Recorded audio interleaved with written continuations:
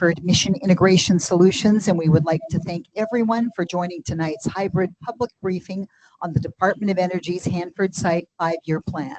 For your awareness, this meeting is being recorded. As soon as we can get it rendered, we are going to post it to the events calendar within the next couple of days. For those of you who are here in the room with us, please note the emergency exits we have here. And for those of you who are joining us virtually, we've dropped all of the comment period materials, including the link to submit your chat, into the chat box.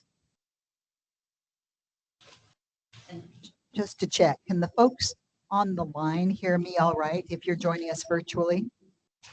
Does the audio sound all right? Yes, we can hear you. Thank you. I appreciate that.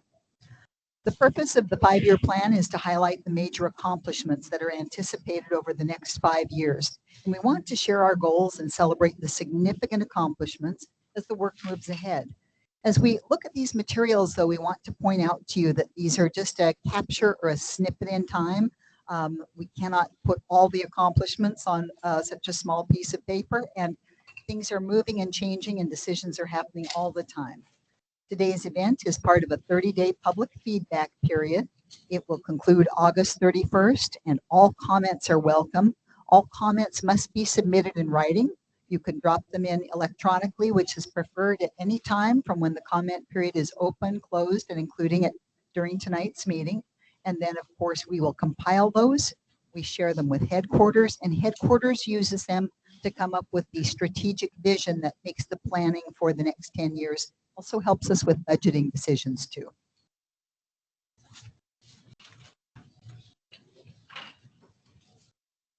Just want to check and make sure I don't have any comments in the chat before we move forward.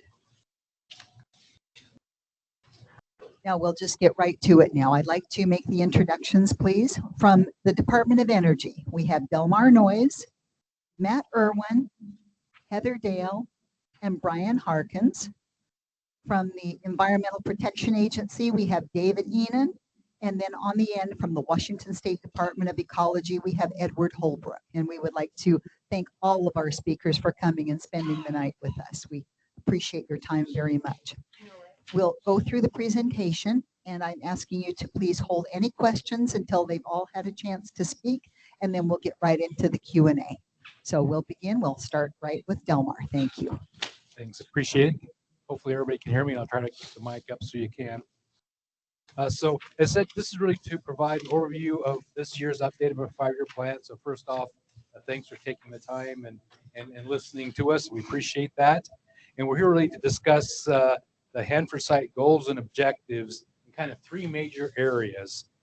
Tank waste treatment, that's the treatment and handling of the tank waste, risk reduction activities, remediation, groundwater, waste sites, disposals, and long-term stewardship, and site infrastructure, which are water, roads, utilities, facility, IT, and transportation. And as we already mentioned, we'll go into these in some detail, but obviously there's a lot of stuff we do day in, day out that won't be captured in this. So these are just high-level accomplishments and objectives that we think demonstrate the progress the mission will be moving forward with and the major objectives during these 5 years. Next slide, please. So to kind of touch base on what we were talking about, the 5-year plan itself is a 2-page document. You should have hard copies, and I think it's posted in the chat as well. The slide showed that a lot of the activities are concentrated in the Central Plateau, and then on the back side, which you're seeing here, you'll see the 5. Okay, go back up. So this is the side that shows the location of some of the major activities, and what you'll note is obviously our activities are focused on the Central Plateau as we move into that activity. Next one. And then this is the back side of it, and we say it's a 5-year plan, so we got to show 6 years. But one of them is a year we just accomplished, so we'll touch base on that. And then the presenters here will walk through those 3 scopes for each year to give you some sense of that 5-year plan and kind of where we're starting and how we'll plan to end in that. So you should have that either as a hard copy or as posted in the chat. And this is really the document, we say the 5-year plan that we're trying to communicate and get your input and comments. So with that, next slide, please. So kind of introduction, what is this and what do we use it for? It's really trying to identify our key planned accomplishments and examples of that progress. This document and the details behind it really inform and integrate with our key performance goals, which we set for ourselves for each year to help us move forward on this path. And then we develop what we call a Hanford Integrated Priority List, which we work and communicate with our regulators to make sure we're aligned on where the joint priorities are. And then obviously this is fed into our budgeting processes, and we fight to defend and get funding to accomplish the objectives and all the supporting activities identified in the 5-year plan. It's really to provide a focus on our mission objectives and our near-term strategies for cleanup, because obviously our mission is going to be long-term, and having that 3 to 5 year focus really helps us in planning and execution. Next slide, please. So what this is really just a summary of the accomplishments and objectives we had in fiscal 24 as a reminder in the tank waste treatment area, risk reduction, and site infrastructure. And really the only thing I wanted to point out here is that some of these items were not completed and they have been moved forward into 25 going forward. So it's not that these objectives will be lost or not move forward, and we'll talk about those. So this is that first column in the chart that you saw, showing what our objectives were and measuring how we performed against those for fiscal year 24. And I know it's amazing to me to realize that we are in fiscal year 25, and December is only 3 months away, and I am not ready. With that, we will begin going through the tank waste mission. And with that, I'll hand it over to Matt. All right, thanks, Delmar. So I'm just going to set the stage a little bit on 2024, and then we'll talk about 2025. So as Delmar pointed out, our cold commissioning is right on the cusp of being initiated. The first thing we will be doing, starting in the next week and a half, is starting what we call the cold commissioning management assessment. That'll be an independent contractor team and an independent DOE team that will come and validate that all of our people, our processes, and the plant testing up to this point has all been achieved and is adequate to support adding our next form of cold commissioning simulant. So just to reset a little bit, right? We have 2 hot melters. Both of those melters are full of glass. Both of them started with frit glass, which is glass beads that we pour in from the top. Then we transitioned to tuning feed. Tuning feed is a commissioning simulant that's the same glass formers, but it doesn't create any of the hazards in the off gas. So we can create a cold cap, we can feed and pour through a melter, but it's not creating the hazards that go up and challenge the mitigating systems on the off gas system. So we've done the feeding and pouring in melter 1. We're starting to feed and pour this week on melter 2. We've done all the other procedures and processes such that we can start the management assessment within the next week and a half, and that will put us in a position where we can shift from tuning feed to the cold commissioning simulant. And the only difference is a cold commissioning simulant, when we add it to the melter, we will create the off-gas hazard of NOx. That NOx will then be treated by the off-gas train through the thermal catalytic oxidizer, and that'll allow us to test out some of the cold commissioning off-gas part of the system. And so for 2024, we were going to start the cold commissioning. We're a little bit behind that. We've got a mutually agreed to addendum that supports the fact that we're starting cold commissioning here now in the October-November timeframe. We'll get through that process, and then I'll transition here to 2025. So as we work through cold commissioning, we will add that cold commissioning simulant. We'll test the off-gas system. Then we'll get into validating the other streams of the off-gas to confirm that it handles the other chemical stream, what's called the environmental performance demonstration test. And in the early summer timeframe, we'll be doing what's called the operational readiness review. That's what's highlighted here on the first bullet.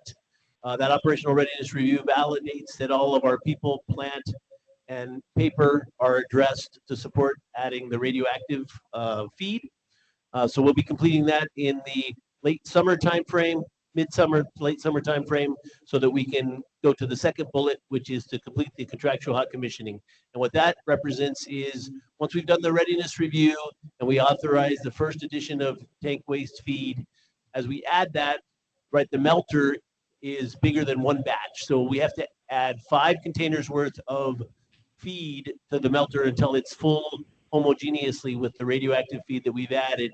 And we know that every container after that is going to be the radioactive tank waste mixed with the glass formers, and we're filling containers from that point forward that are the constituency from a RAD standpoint of all the containers after that. So up to that point, right, we're just adding, we're replacing the cold commissioning simulant with the radioactive feed. So those are our 2 primary goals for fiscal year 25. And then by the end of 25, we'll be operating the plant making radioactive glass canisters and transitioning to the integrated disposal facility. So that's WTP for 25, or at least DFLAW for 25. So I'll hand it back to Delmar to talk about the rest of the tank waste mission. So in 24, to support that mission, we prepared tank waste feed to feed. We have 640,000 gallons treated through TSCR, ready to feed MAT in hot commissioning. And in 25, we'll continue the preps and processes to support operations of the tank farms for the DFLAW mission. We'll be completing the waste feed qualification programs for the next batch of feed.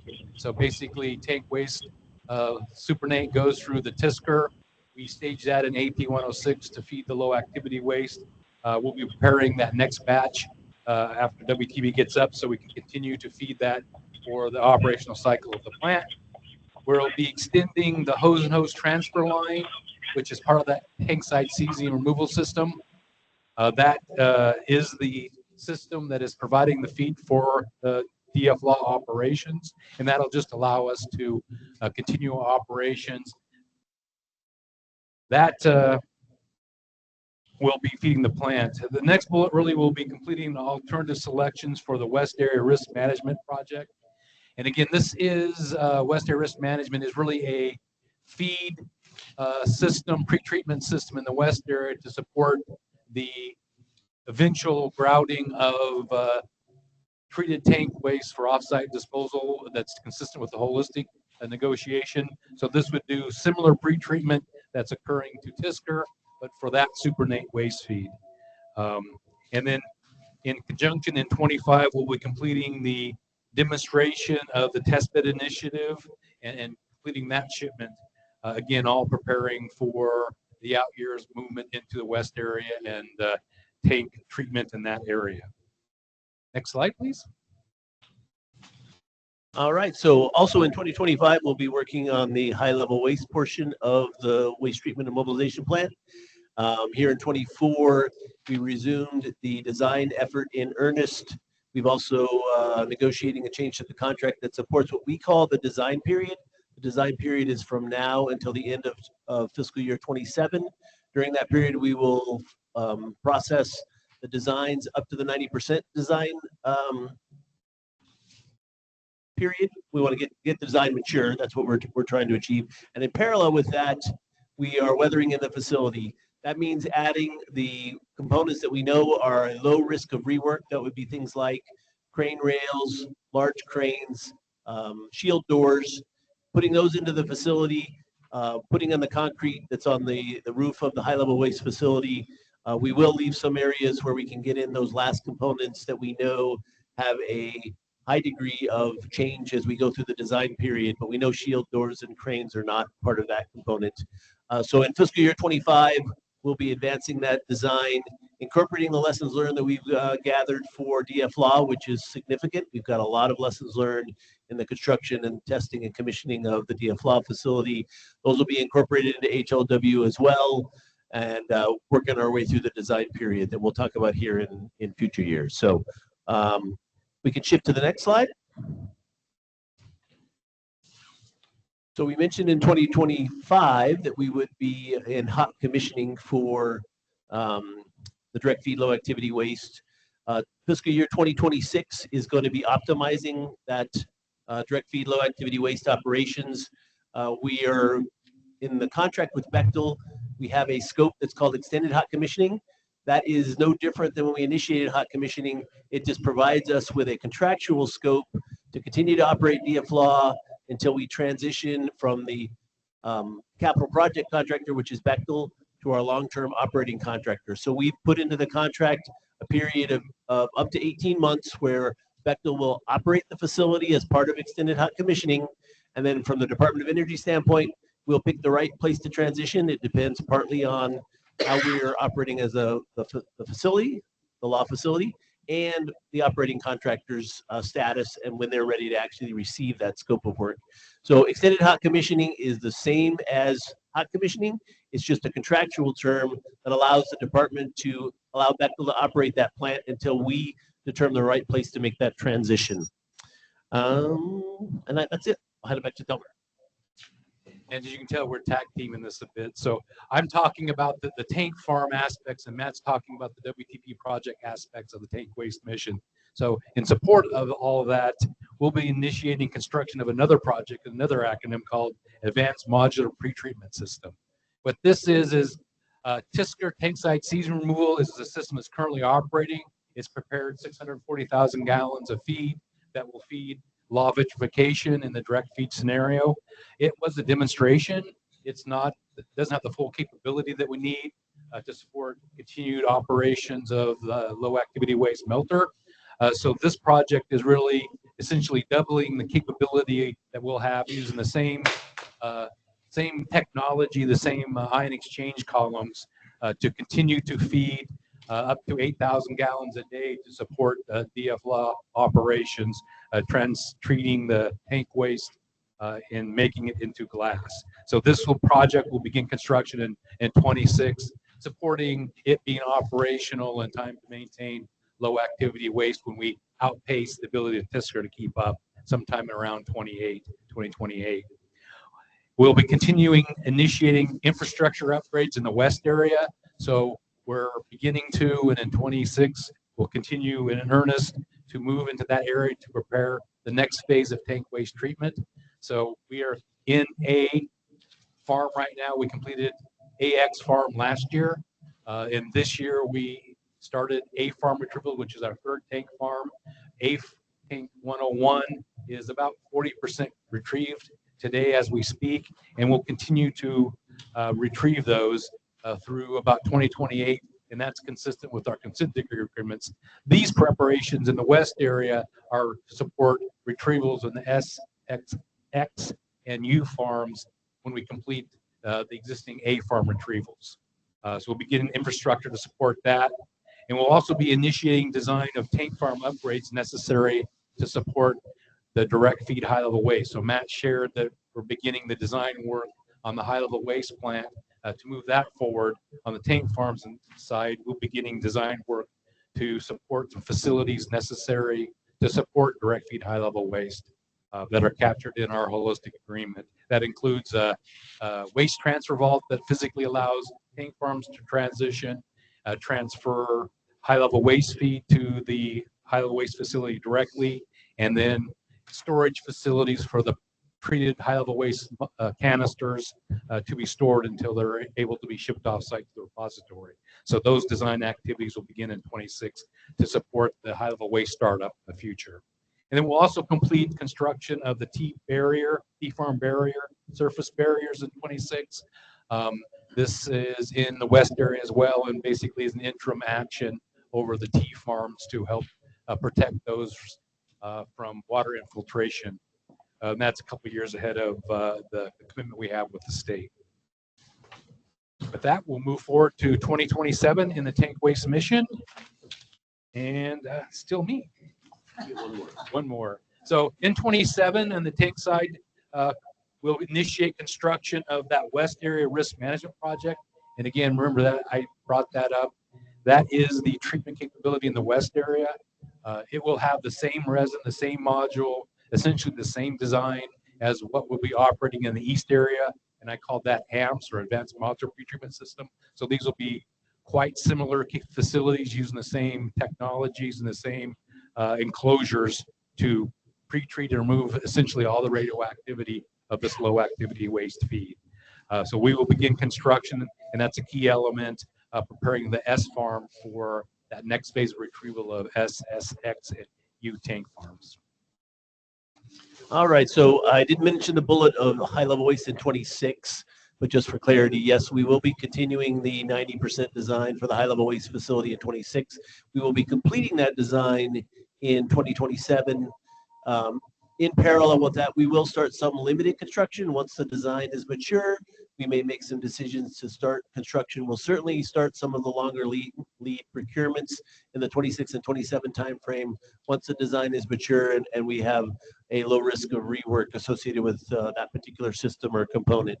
But when we get into 27, we'll complete that 90% design. That will set us up for 28, and I'll talk about that here in a minute, but we'll be getting into the construction, startup testing, and commissioning phase of the project. Also not on this particular year, but just for clarity, we'll optimize DFLAW in 26. We'll continue to operate in DFLAW in 27 and beyond. We just don't highlight it because it's not something that'll be changing in 27. So I'll hand it back to Delmar. Thanks, Matt. And 27, tank farm side will continue design work for our cross-site waste transfer lines.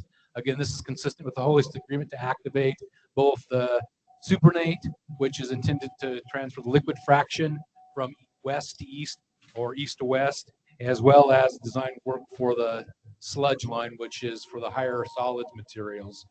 Those are key commitments to support and give us operational flexibility once we get high-level waste to move high-level waste feed from the west area to the east area. And then the second of the interim barriers will be completed in B farm in fiscal year 27. Next page, please. Moving into fiscal year 2028. As I mentioned earlier, we started and have already started A farm retrievals with A101. In 2028, we'll have retrieved all the A farm retrievals to achieve the existing consent decree milestones. And as I had mentioned before, the next retrievals beyond 2028 will move into SX and U. All right, and then in 2028, we will initiate full construction at the high-level waste facility. That'll mark the beginning of a multi-year effort to finish construction, get into the startup testing similar to what we did on DFLAW, and then the commissioning phase, and then ultimately the hot commissioning phase for HLW. So that's everything from a WTP perspective. And to finish out 28 from tank farms perspective, we had completing the design of the waste transfer vaults for direct feed. That's one mission we were initiating, and then completing design of the high-level waste storage facilities for the mobilized glass to support the initial startup of hot commissioning of the high-level waste facilities. Those are all preparations for the high-level waste mission. And in 29 on the tank farms, we will obviously complete construction and initiate operations of the west area risk management, it's a typo, system. That's the treatment capability in the west area. And we'll also be completing initiating operations of the advanced modular pretreatment system. And that's that similar capability that'll be in the east area. So AMS will be feeding low activity waste melters at its design rate. So we'll be transferring about 8,000 gallons a day. The instantaneous feed rate's about 10 gallons per minute. So that facility will have that capability, and we'll have a similar facility in the west area capable of about the same thing. And what this capability does is allows us to remove the residual radioactivities from the supernate fractions, which is the liquid fractions after we remove all the solids. And that is the low activity waste feed, essentially the chemical waste without the radiological components. And then in conclusion for us, we'll be completing construction and turnover operations of all those upgrades we did in S farm, SY farm to support initiation of the retrieval activities in SXNU as we move forward consistent with our holistic agreements. And that really summarizes the tank waste mission piece of the 5-year plan for the next 5 years. And with that, I'd like to introduce Heather Dale, who will talk to you about the risk reduction activities in that same period as outlined in our 5-year plan. Thank you. As Delmar mentioned, my name is, can you hear me? Yeah? Hello? Yes. Okay, we're cooking. My name is Heather Dale. As Delmar mentioned, I'm the assistant manager for River and Plateau. I'll be covering the risk reduction workload. This is essentially our environmental remediation activities, our groundwater and soil treatment. So in fiscal year 25, we'll be continuing to workshop and collaborate with the EPA and Washington Department of Ecology to advance our deactivation and cold and dark activities at 324 building. We continue to perform activities in tandem with regulatory documentation that does not impact the alternatives being evaluated. We will also complete the 200 West Area Pump and Treat Air Facility air stripper installation for groundwater remediation. Essentially, an air stripper uses a combination of air and water to separate contaminants from the groundwater, reducing the contamination in the groundwater. This will be used in conjunction with our pump and treat operation, and it will increase our treatment capacity. Next slide. Moving into FY26, this is an exciting year for us because we will initiate our waste management operations across several fronts. The first one I'll mention is our efforts at our waste encapsulation and storage facility, or WESIF. We will initiate transfer of cesium and strontium capsules from WESIF to the capsule dry storage area. We will also initiate certification for contract handled transuranic waste, or TRU waste. We processing one container. This requires mobilizing our central characterization project. It kicks off the necessary audits and certification process that will allow us to start shipments to WIP. And also we will obtain our 100N area record of decision. Moving on to FY27, we'll complete construction of our environmental restoration disposal facility, our Supercell 11. This one is important because it will support ongoing environmental remediation activities like at 324. We will also see a continuation of operations at WESIF and 324 and our TRU waste program as well. Moving into fiscal year 28, this is an exciting year because we will actually complete the transfer of our cesium and strontium capsules into dry storage. This will mitigate a major risk to the site. We'll also start initiating those shipments of transuranic waste to the Waste Isolation Pilot Plant in New Mexico, or WIP. We will initially be building up our program. Turn off again. No? So it happens to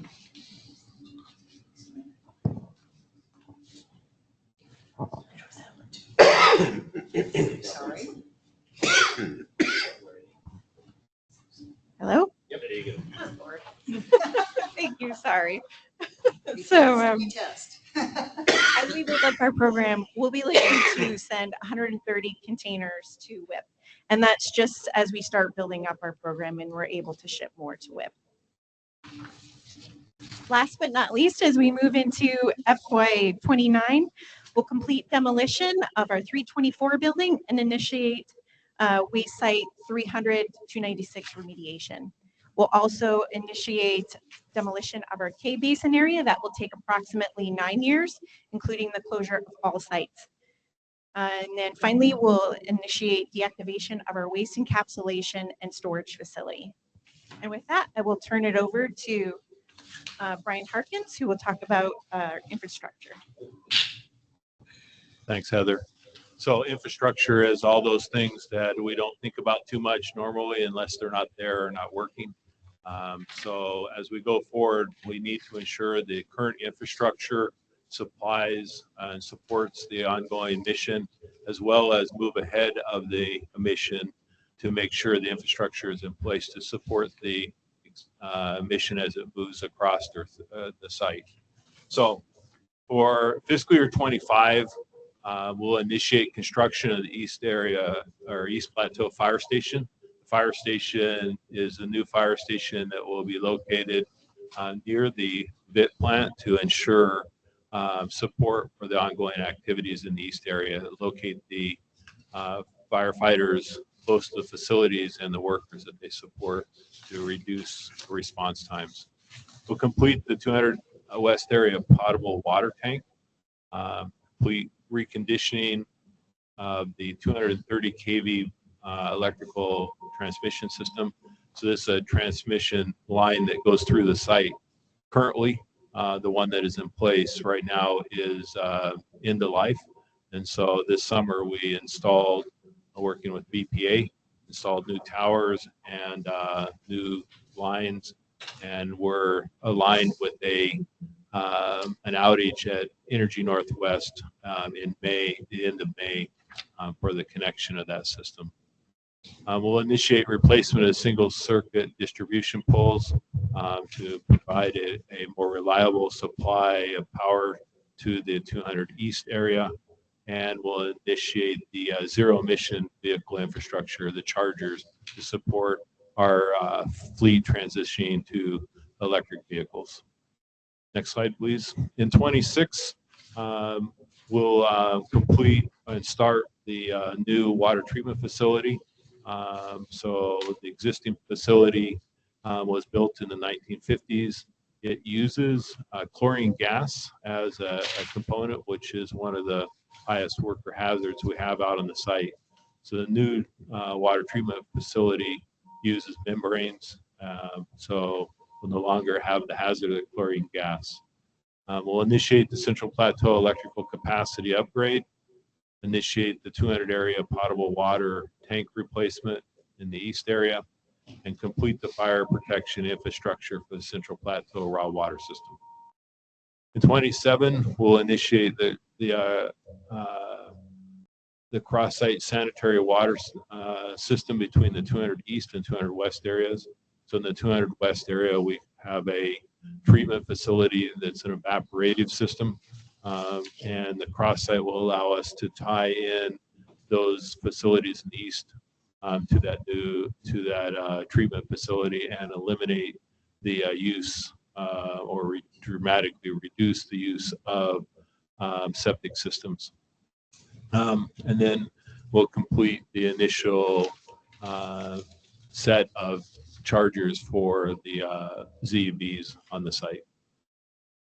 And then in 28, we'll complete the Eastern Plateau Fire Station, put it into service, complete the construction of the new water feed lines to the 200 West area, and initiate replacement of export water lines for pump house, from the pump house to Central Plateau.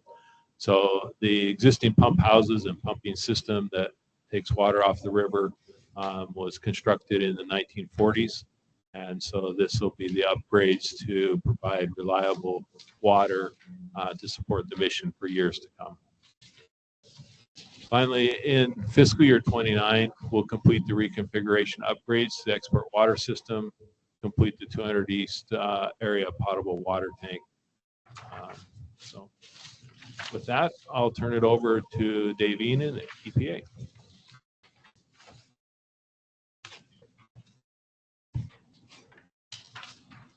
Good evening, and thank you for being here.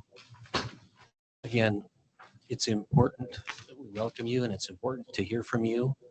I want to emphasize something that Delmar and others have said, that what you're seeing on the placemat in the presentation are highlights and things that people want to make a note of, but that's not all of the work that's being done out here. There's an awful lot of work being done. And I want to make sure that folks recognize that. It's important that you all ask your questions and that you share your priorities on the work.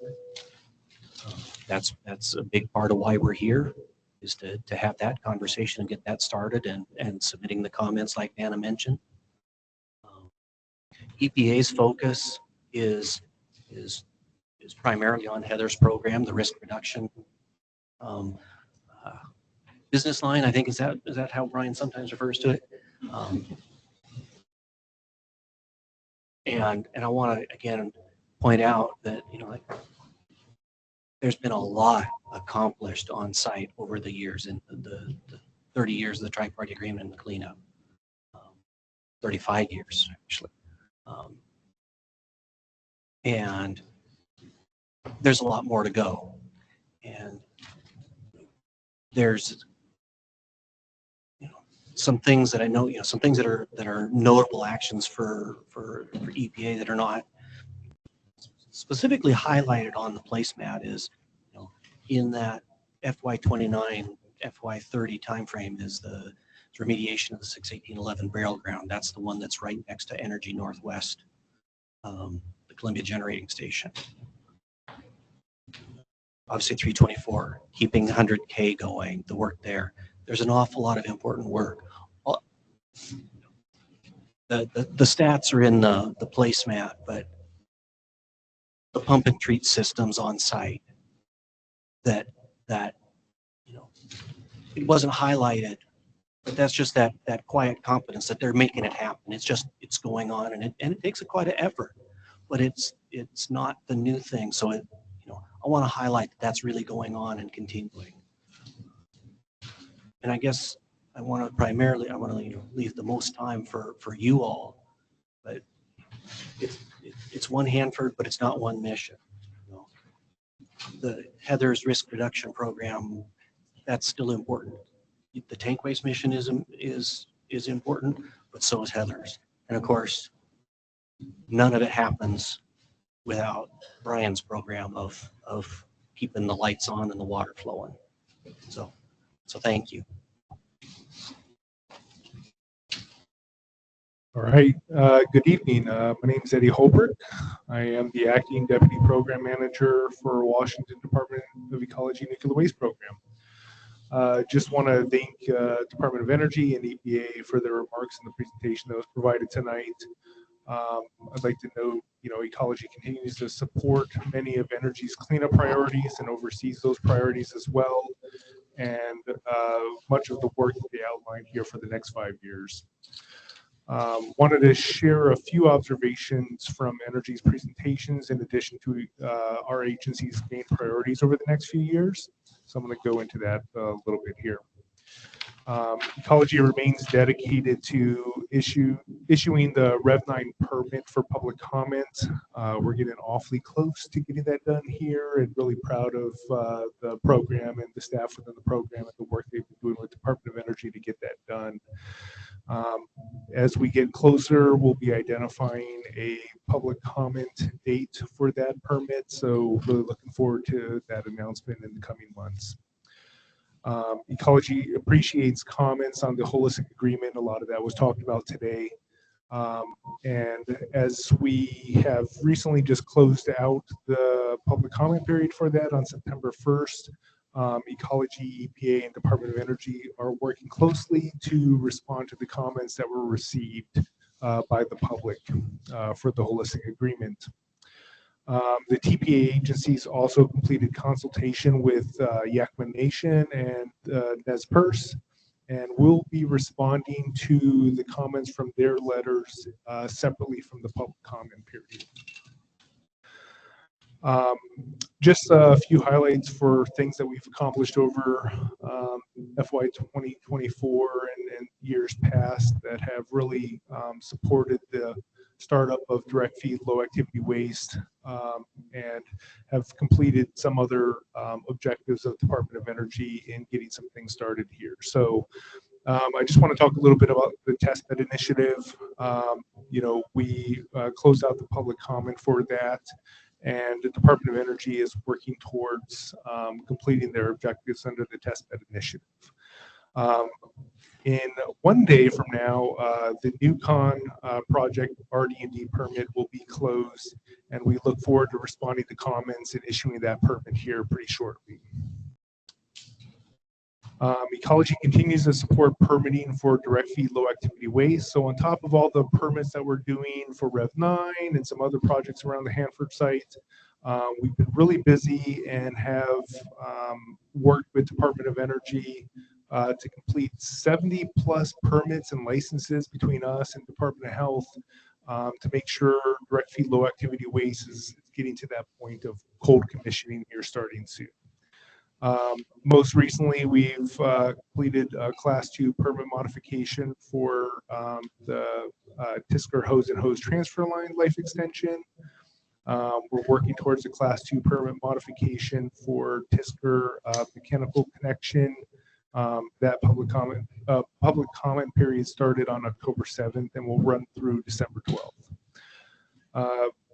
Some other items that we've completed recently that are in support of direct feed low activity waste include the integrated disposal facility landfill, getting that ready for operation. We've supported with technical assistance for Bechtel and Department of Energy for low activity waste, effluent management facility and the lab portion of WDP.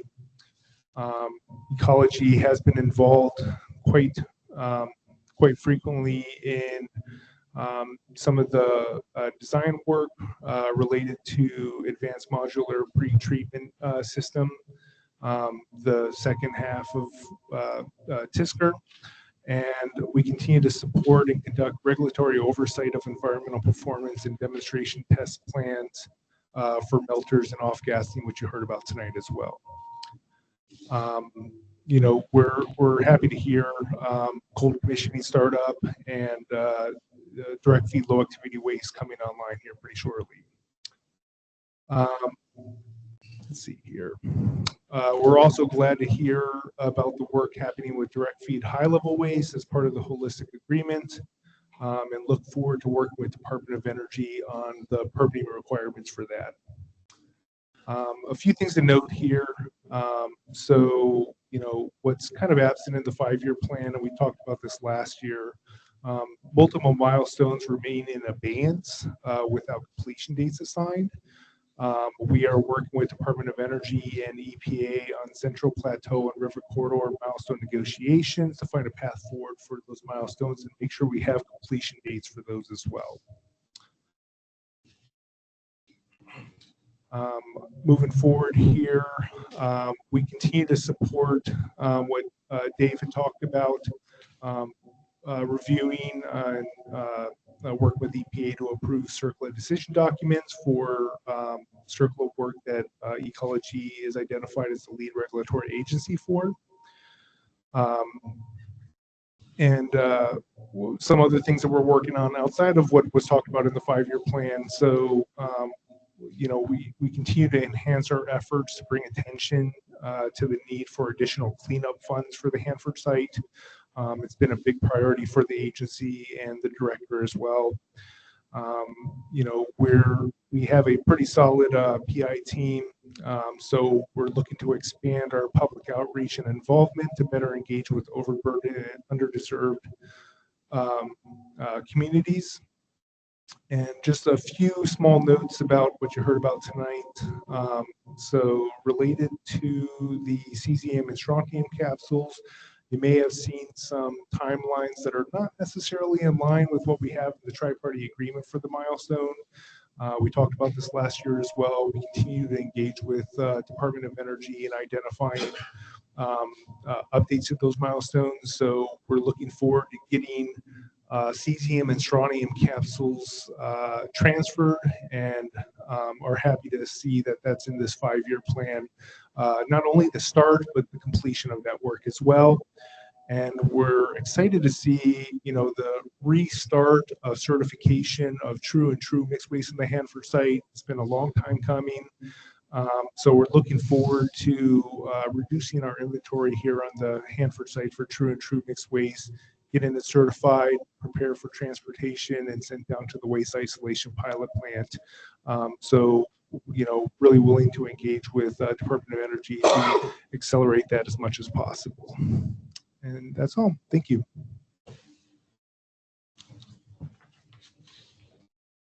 Thank you to all of our presenters for their input. And if you will take a peek at the screen, you can see that we're soliciting your feedback on the 5-year plan through October 31st.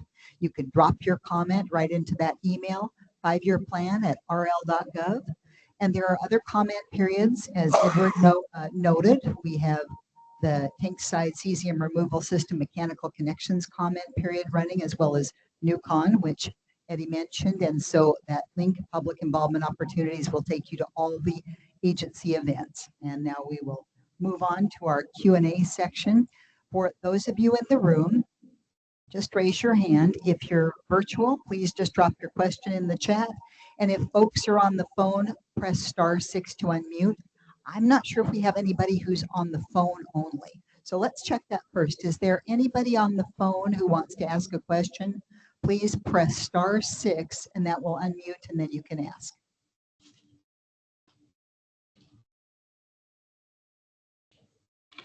All right. So we know no one's joining the phone. So let's check with anybody in the room who would like to ask the first question, please. Tom Cecilia. Okay, so it's my understanding that as part of the True campaign, there's a whole new facility being constructed for certification and repackaging and sorting. I'm wondering where that fits in this timeline. It seems like the 27 is a little light on risk reduction, and it might be good to have that building done before the True starts going off site again. Sure. So that's a good question. So when we talk about the waste that we have on site, we have over 11,000 containers of waste. 40% of that is not ready to be shipped, meaning that we'll have to process it. And that goes back to the facility that you're talking about. So one of the things that we saw in the past is when we had an uptick in funding, we went really fast, got our certification, funding fell away, and then we lost our certification. So we don't want to end up in that situation again. So it's really a balancing act. Yes, we have 11,000, but we really need to make sure that we have that steady stream of waste that's going to WIP.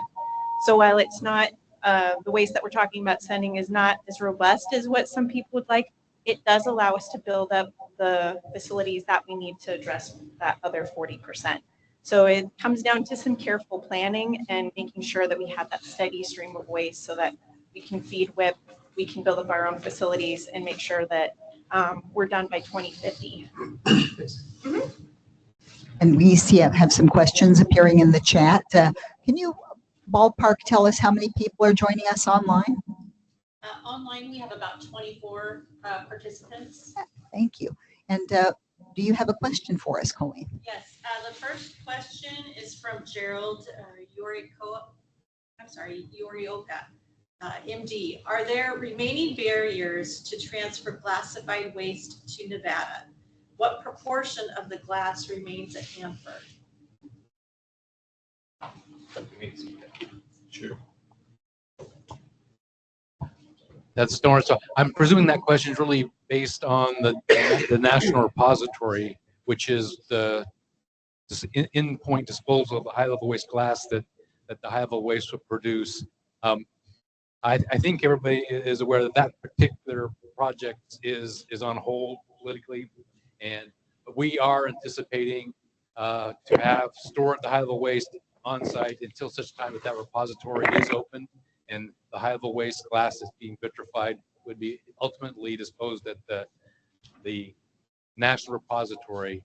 So that is the plan and the basis. But as I understand right now, the Yucca Mountain, as it was that being worked out in Nevada, is not proceeding. And I know it's a topic of political conversations, but the long-term, our mission is to classify the high-level waste, put it into the containers that can be disposed of to the consistent requirements of what existed for that repository. We will safely store those until that repository capability is created within the nation. And any other questions in the room next? This is Mia Burke from Hanford Challenge. I was comparing this year's 5-year plan with last year's and noticed a huge drop in risk reduction activities on the plan. And it kind of feels, at least to me, like this is the 5-year plan for tank waste treatment. And so I'm wondering, you know, there's characterization activities, a lot of really important activities that were on the plan last year that I don't see this year. Where, and Dave, you referenced this, maybe they're just not listed and they're still happening. But what's happened? What's going on with those? And I would encourage you, if they are happening, to put them on the plan so we know as the public what's actually going on. I can, so as a lot of my mission partners up here already talked about, Dave said it, all of the work at Hanford is very important. And so we do have to take a risk-based approach because what I do supports the tank waste and what Brian does supports the whole site. And so because we don't have unlimited funding, we do have to it's a balancing act. And so we partner a lot with the EPA and Washington State Department of Ecology to take a risk-based approach to make sure that we're advancing and reducing risk at the site. So obviously, and that's the crutch of it. Would we like to do more? Yes, but it's not just about risk-based, it's about One Hanford and the mission that we have collectively. So it is a bit of a balancing act that we have to work with our mission partners. I don't know if you want to add something, Dave. Yeah, if I could, I'll add a little bit to that. There is a slowdown. We don't know exactly how big that's going to be, but with the program negotiated in the holistic program and some of the other infrastructure needs to support that, it does put a pinch on the risk reduction program. So we're trying to figure out what that is and what that means to the milestones. But you're right. It's not just an optical illusion that you're seeing. Chris Sutton. Yeah, and I would agree with Dave on that in particular. Yeah, so one thing I'll say about that is, as we kind of go through the negotiations for the milestones that are in abeyance, we'll work closely with Department of Energy and EPA on the priorities associated with those for some of the cleanup fund, the Superfund work that has to be done on the Hanford site. One thing I will highlight is what I noted before was that Ecology expects Department of Energy to request a compliant budget, right? So what's outlined in the TPA for what they have to get done, they need to ask for that money. And we all know that year after year, we fall short of what that compliant budget number is. But Ecology continues to push for that compliant budget to meet all the obligations on the Hanford site that are outlined under the tri-party agreement and the permits that they have and such. Chris, please go ahead. This is a question for Brian Harkin. In your infrastructure assessments and projects that need to be done, have you seen a need in the foreseeable future to upgrade all your computer systems, upgrade your server systems, get more servers, servers with more power, anything along those lines, your total computer infrastructure? Yeah, thank you for the question. Yes, it's a kind of a continuous process, right? So if you think of, if we were doing this presentation 5 years ago, we would never have mentioned the cloud. And yet there's so much of what we do today that is moved to the cloud. We would have, 10 years ago, not really talked about fiber optics, and yet the fiber optics that are laid out and are used are vital for being able to use the computer systems on site and support the work activities. So it's a continuous process. And I would mention that cyber is a big element right now as we implement a controls for a threat vector that is always changing. So the ability to support the mission as new technologies, new systems come on board is part of our planning process.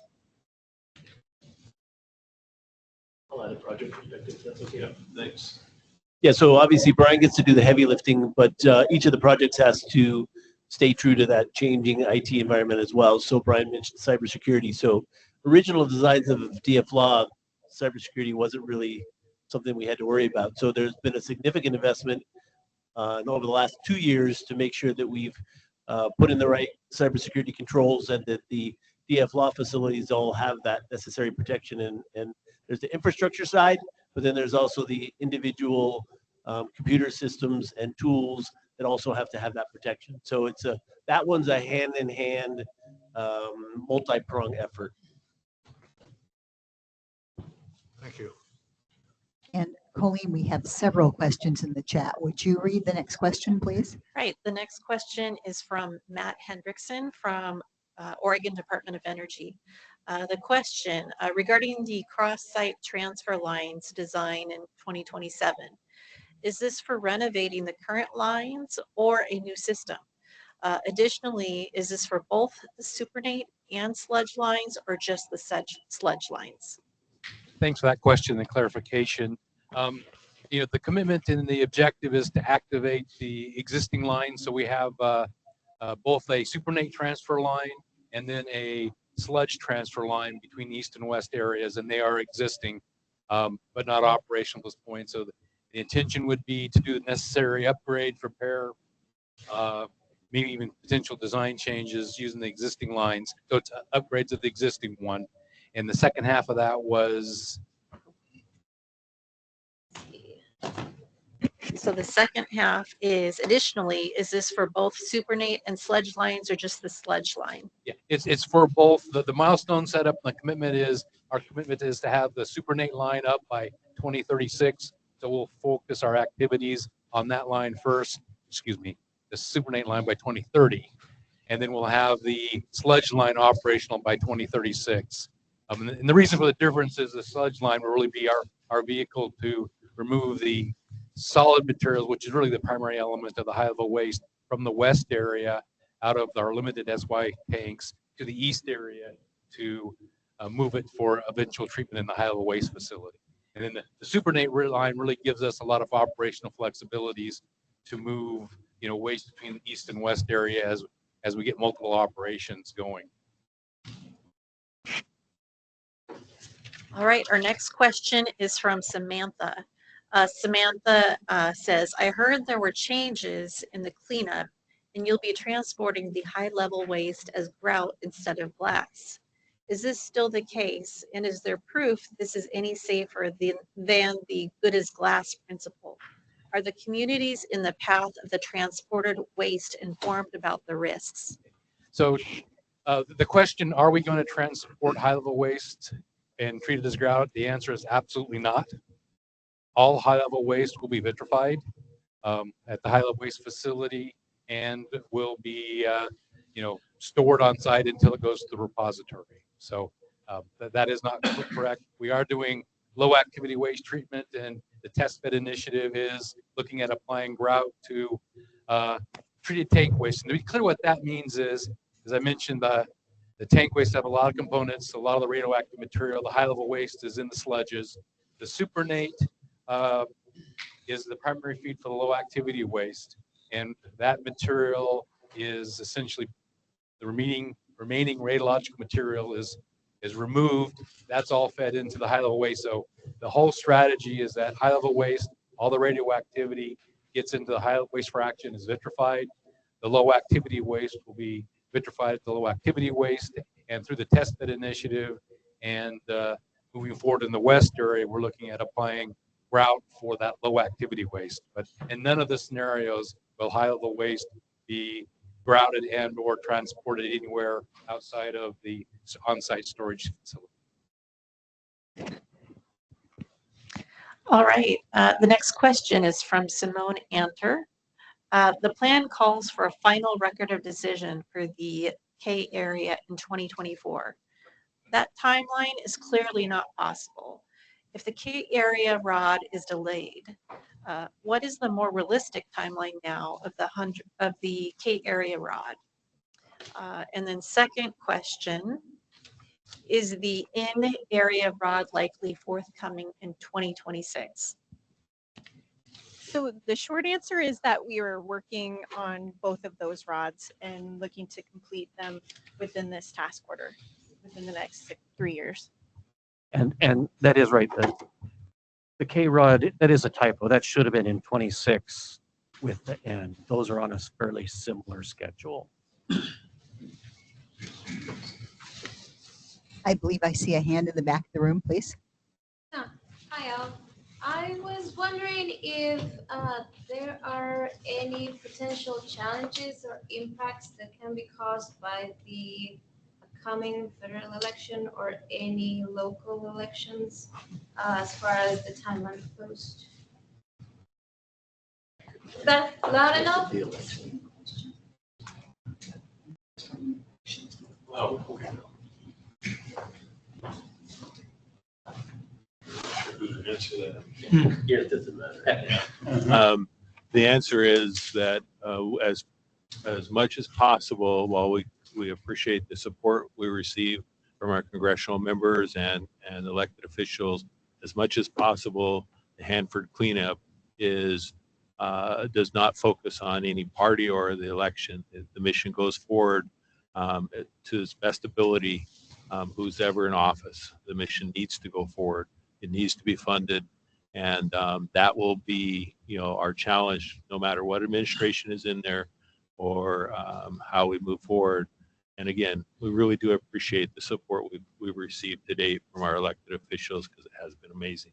So hope that answers your question. The election is a part of American democracy that we appreciate, but for the work here, our focus is the cleanup mission, and it continues for decades to go. Any other questions in the room? Go ahead. Come on, this is for you.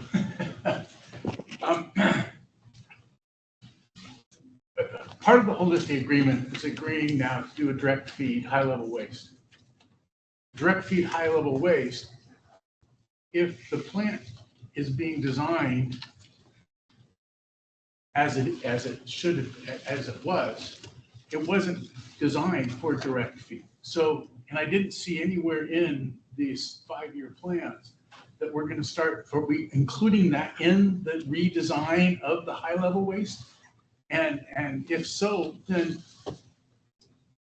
we got over $7-8 billion invested into the pretreatment facility. We've got over 200 vessels in there. We've got amazing structures, black cells, leak stops, you got the thing. Are you going to use any of that in the direct feed process? I mean, the lines are already in the ground between pretreat and HLW. They're already set up. I want to know why we're not talking about that more. Can we answer that? Yeah, I'll start and I'll hand it to you. Okay. Okay, so, and admittedly, a lot of the holistic negotiation and the analysis of alternatives, that's all happened in the previous to the 2025. So that's why from a 5-year standpoint, we didn't talk about it that much. We just talked about the results, which are the direct feed high level waste that you're asking about. So and looking at those alternatives, as I know you are aware, we had a number of technical challenges with pretreat a decade ago. Pretreat has a lot of capability, a large percentage of which were at the back end of the mission, not at the front end of the mission, from a high level waste treatment standpoint. So when the analysis of alternatives were looked at and we got into the holistic negotiations, what we found was there's a large percentage of the waste that can be treated in the high level waste facility as it exists, with some minor changes. So you asked whether there was going to be changes to the design. The answer is yes. Most of them are on the off-gas side of the equation in being able to handle a higher or a less consistent feed of high-level waste, so that we can handle what the off-gas comes off of the melter, because we could still make good glass with that waste. On the front end, and Delmar will talk about this on the feed side. So on the feed side, we'll end up adding additional capabilities to deal with the entire balance of high-level waste over time, rather than trying to build one facility with, as you mentioned it, multiple $1 billion of investment in the short term. We'll spread that out, put them in just in time. That allows us to take advantage of both our experience as well as improvements in technology. And then over the long period, the high level waste facility can handle all of the waste to make it into glass. Now, you also asked if we were going to use the pretreat facility. We will go through a business case that looks at the investment that we've made so far, the capabilities that facility has, and the degree to which we can use that for high level waste and or the balance of the waste treatment and mobilization plant. So that's a answer to a question that we'll be working on in 25. It's not a huge investment, so it's not necessarily one that we highlighted, but we'll be looking at that business case for how we use pretreat. So I'll hand it off to Delmar and for the rest. Okay, and again, good question. And the kind of behind this is a concept a little bit we've talked about crawl, walk, and run. And as the parties talked about this, part of the equation is we cannot do anything and try to get both up at the same time, and with a total investment that would mean significant periods without any capability to treat high-level waste. So part of the reason is to focus our attention on high-level waste, to get that going operational as soon as possible. And we've identified project activities that I'll have to do on the feed side, because like you said, it wasn't designed to be fed directly from tank farm. So I'll have to basically establish a middle point between the two sites on the existing line where we can have some tankage and stuff, so I can actually transfer the sludge materials from tank farms to the high level waste. And obviously I'll have to build the interim temporary storage for the glass when it's completed. As we start up the operations, and it built into the whole holistic is steps to evaluate, long term, what are those additional capabilities we need and how we can get to the line. So the idea is start it up, operate it, learn, and then define exactly what we need as a minimum in pre-treatment capabilities and start building those, after we get high level waste up and running. And the agreement shows those additional negotiations and milestones where we'll identify. We did agree, and in the holistic, you'll see where there's a commitment for us to begin the design and setting up milestones for a high level waste evaporator, which will allow us to manage more effectively the facility. And the larger AOA has some facility identified of potentially being able to, add the sludge washing to be able to shorten mission duration. But I think, part of that is creating the opportunity to stay on schedule, at least for the high level waste portion of the plant, and begin high level waste mission, learn, and then be able to better define the additional pre-treatment capabilities to shorten the mission to something that, we all think is acceptable. So that's really the strategy behind it.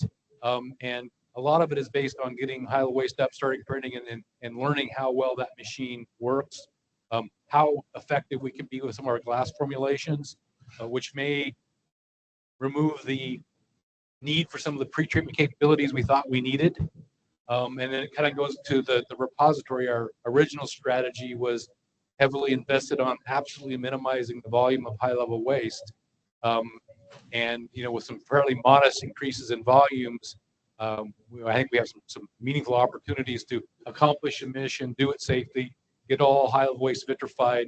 And again, I think the common objectives Ecology and EPA and the department came with, and I think we all have, is we would like to do all of this now today and get it done as fast as possible on all fronts. I mean, we all want that.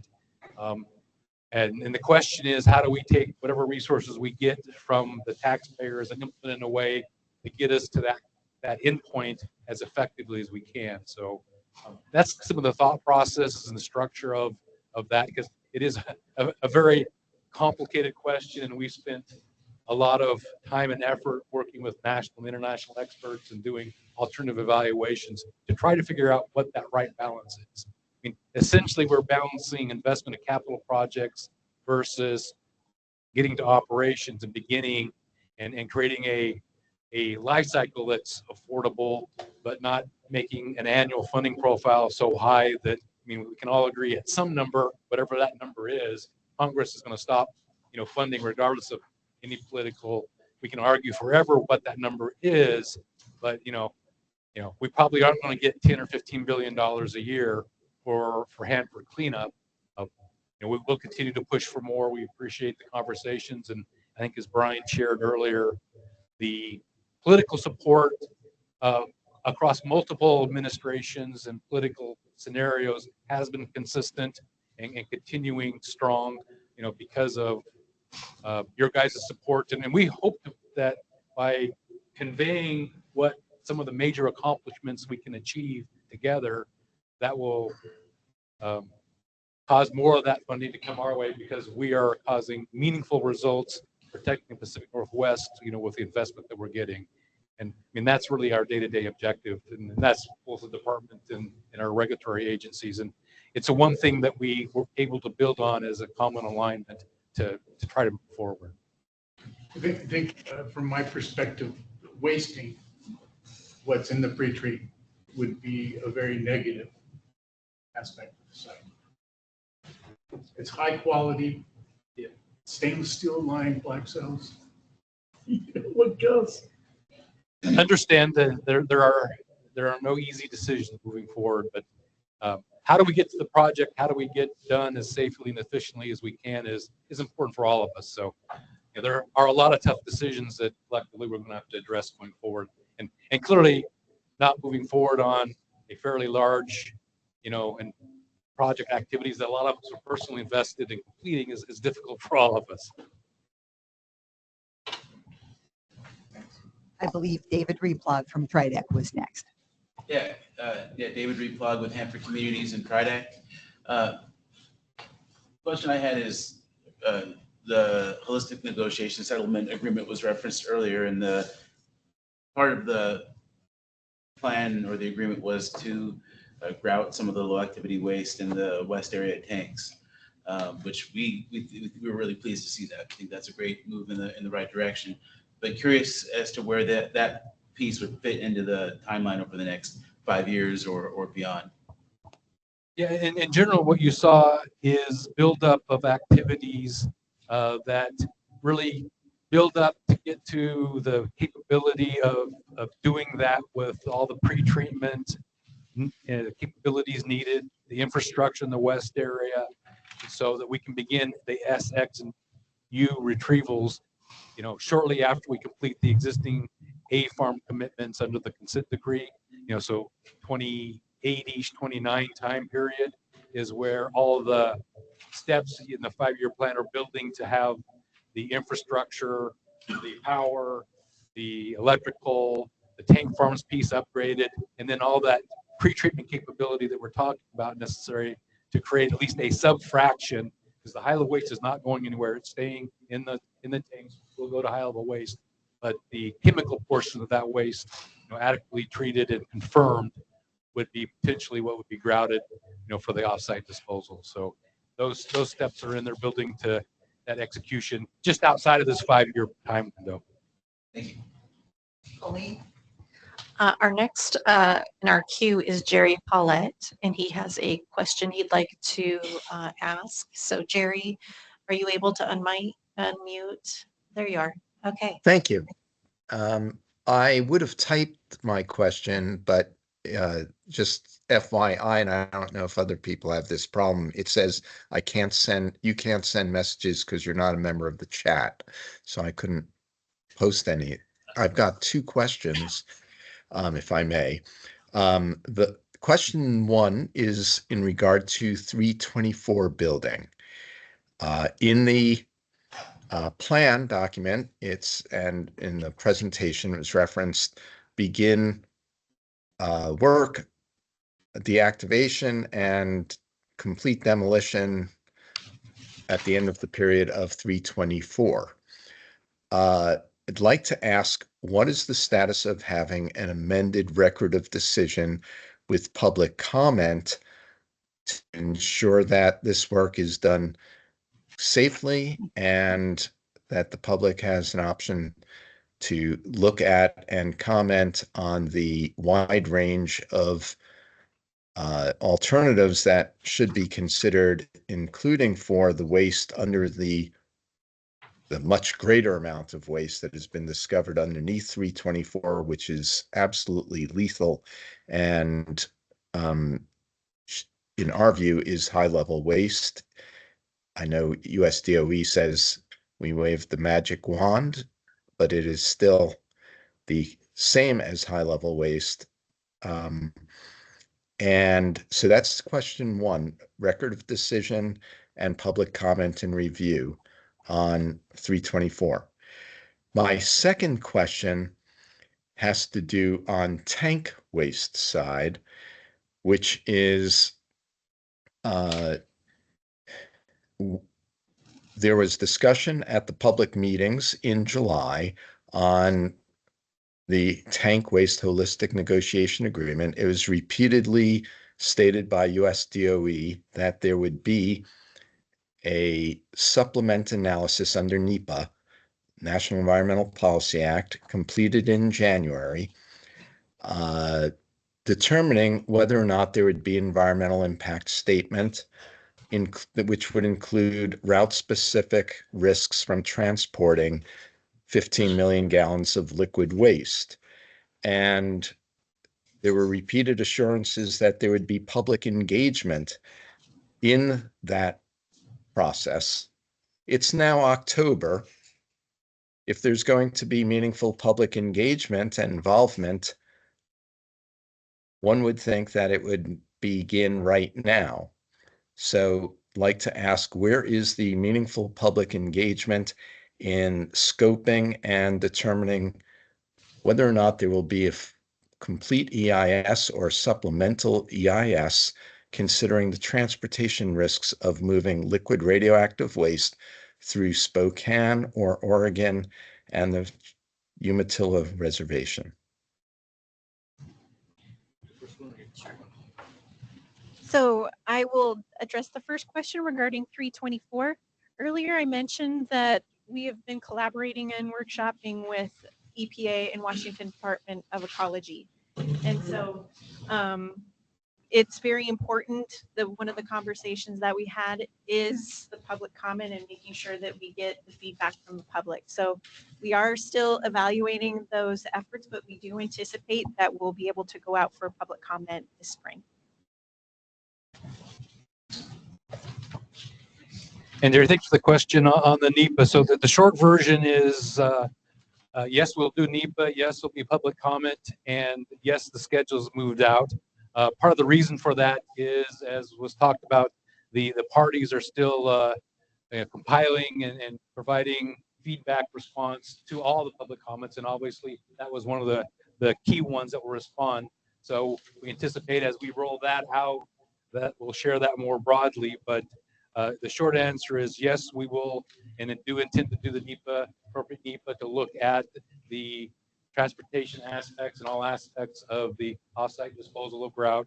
Yes, there will be a public comment period, but to allow that to happen based on the comments, it's probably going to be early next year before that gets out to the public. I don't have an exact schedule yet, and part of that will be, how the parties discuss in terms of how we respond to the public comments. But those still are our commitments, and the reason you haven't seen it yet, Jerry, is because based on that feedback, we have slowed down those actions to allow us to get that, evaluate the comments, make sure we're on the same page between the three agencies in terms of that path forward, and then have the time to have those conversations and get that feedback and those perspectives. And I know we're in discussions on what does that mean to that milestone about when making that decision, but ultimately, we will have that happen and we'll adjust that decision point as appropriate based on at least from the department's perspective, on the feedback that we've received. So stay tuned, it's coming, and there will be time provided to do that. Provide meaningful comment. I appreciate that answer and response. I'm not sure I understand, or the public will understand, what you meant when you said you referred to that decision or that milestone being moved out. If you can clarify which you're talking about. And thank you. Yeah, so there was in the package, if you look at it, there is a commitment in there for us, the department, to identify the facilities and abilities that we will use to where we'll treat, where we'll do the pre-treatment, like the warm system I was talking about, where we'll grout and where we'll dispose. And that had a December due date. And obviously that's not consistent with providing that public comment period and running through the NEPA document. So I anticipate the parties will adjust that to provide the time to complete NEPA and have that public dialogue, because I think all three parties have heard, that feedback from a wide range of participants about wanting to engage in that public dialogue about specifically the transportation aspects of that. And we're, I think, collectively behind causing that to happen. Thank you very much for that added clarity and for that commitment. Thank you, Jerry. I'm sorry you had some technology problem. We're getting chats from other folks. So Jerry, what I recommend is if you want to put something in the chat, just sign off, log back in again. We'll see if the chat works for you this time. And then Colleen, you had someone else online in the chat. Yes, the next question is from Richard Grondin. He asks, can you explain how the offsite disposal and grouting fit in the plan?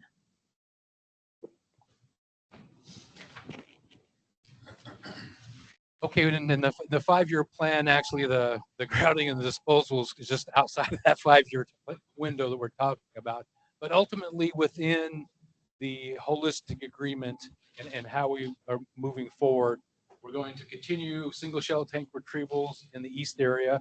We're working in A farm, and that will continue through the 2028 time period. And what the agreement that's out in public comment at this point that we're taking comments on is that the next set of tanks retrievals will be in the west area, S, X, and U. And so we'll move the waste out of those, out of a subset of those tanks.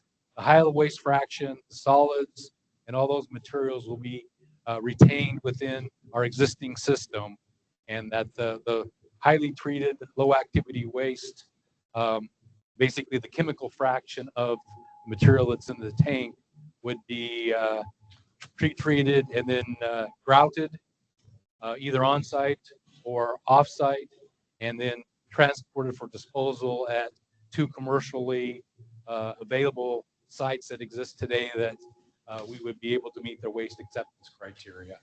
So that treated fraction of those retrievals would be what would be grouted for off-site disposal.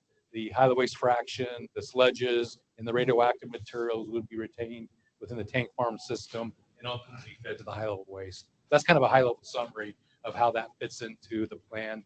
And that there's a lot of preparations in this 5-year plan to get there, but those operations would not be happening until beyond 2028, not much beyond, but 28, 29 time period. So hopefully that helps. And any more in the chat, Pauline? We have a second question from Simone Anter, and I know you like to make sure that everybody has asked their first question. So when you're ready, there's a second question from Simone. We are getting close to 7, and I see some bleary eyes in the audience. So are there any other questions in the room? And then we'll consider wrapping up. Any other first questions? Let's go ahead, and then we'll look at trying to wrap up about 7 o'clock for those who've had a long day. Okay. Go ahead. So this question from Simone, when will Energy begin to incorporate the cleanup levels that are reflected in EPA's update to the IRIS database, which concludes that hexavalent chromium is much more carcinogenic via oral exposure than previously acknowledged?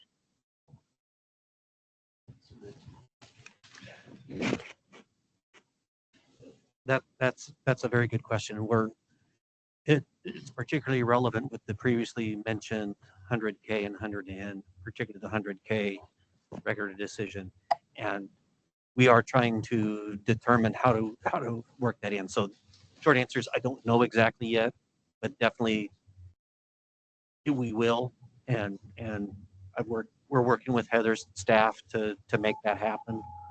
We just don't have I don't know the answers exactly when, but it's happening now, and it will be addressed for past decisions in the next 5-year review. So good question. I think there were 2 more questions here. Yeah, so I was disheartened to hear, I thought that the stuff in risk reduction was just not big ticket enough to make the list, but if it's actually dropping off, that's disappointing. I understand the holistics is eating a lot of budget. Can the agencies maybe next year commit to incorporating a renegotiation of the milestones that are now lapsed because of that on the 5-year plan within this 5-year period for the M16 and 15 milestones for investigation and remediation? Because that's, that decision is taking a decades-long cleanup and turning it into a generations-long cleanup. And that's a big move. Yeah, so the one thing I will say is that, like I said, all of this work is important, and it's not that it's not getting done, it's just a question of when it gets done. And so We've actually been partnering for most of this year on what that looks like in terms of milestone space, talking from a strategic level of what this looks like, what should we advance, as well as a risk reduction, what makes sense for reducing the risk on site. So it's definitely an area that's important that we have ongoing communication on, that we've just this week talking about how we're going to workshop it, what it looks like. And so it is something that we're looking at. So another difference I noticed in this year's plan from the previous plans is on the first page under enabling and assumption. So last year, for example, it said annual site-wide funding of approximately $3 billion was under those enabling assumptions. This year, it says funding aligns to holistic negotiations. I'm wondering if you talked about budget in holistic negotiations, what does that mean? That funding aligns to the negotiations? And is there a number? Yeah, so there isn't a number per se, but I guess the best way to describe that is to execute the holistic, agreement to recognizing some of the risk reduction activities that are our priority is taking that budget and more. So we're not anticipating it going down even within the scope of that activity. So escalation alone will drive it up significantly. But out year targets really isn't a number I can say, but it depends on that number and it increasing to some extent as we ramp up the activities to continue and move into high level waste construction while we're operating via FLA operations and maintaining the critical activities and the risk reduction. And that's part of the reason there isn't a number, because that number is going to grow over time as we go forward. I can give the example. So just to give a little bit of a example from that perspective, and Delmar mentioned it, right? So for high level waste alone, getting into the design period, we've hired over 500 engineers in the last year. So those are in addition to the engineers that we use over at direct feed low activity waste. Now, the direct feed low activity waste, we can go to hot commissioning, it'll come down a little bit, but we're not talking hundreds of engineers, we're talking 50 to 100 engineers. And then when we get into construction, right, we have to bring on all the craft to build the facility. We have some small amount of craft that are at high level waste today, but that'll grow similar to the engineers, actually more than the engineers, probably double the engineers. So from an overall investment standpoint, to get high level waste constructed and commissioned is going to take a significant investment over time. So as Delmar said, the numbers definitely go up. Right now, we're negotiating the contract to make sure that we have, right, it's also about getting the resources in, getting them trained and qualified, commensurate with the responsibility to design this highly technical facility, build it, and then commission it. So we have ballpark numbers, they're north of that number. And obviously we have to try to balance that out over time for the need of the facility and the need of the overall site. So that's just to give you the example for high level waste. Each of the projects have to do similar things, but those are some numbers. Thank you. I believe we have answered all of the first questions, and we were able to answer a few of the second questions. Not seeing any more questions, I'd like to thank everyone for coming and participating. I'd like to thank our speakers. We have a sign-in sheet outside the door. I'm not sure if everyone who came had a chance to sign in. If you didn't, if you'd please sign in on the way out the door. Also, Colleen has dropped in the chat a survey. You can tell us how we did. We're always open for ways to improve the meetings. And then there's also a QR code for the survey out on the desk where the sign-in sheet is, along with a QR code that will take you to all the public involvement activities.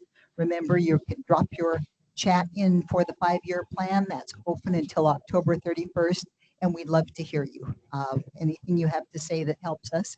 We take those comments very seriously. The comments for the 5-year plan will be compiled. They're sent to headquarters. It helps with budgeting. It contributes to the strategic vision that sets the projects and the budget for the next 10 years. So a special thanks to everyone, and have a nice, safe night. Drive carefully.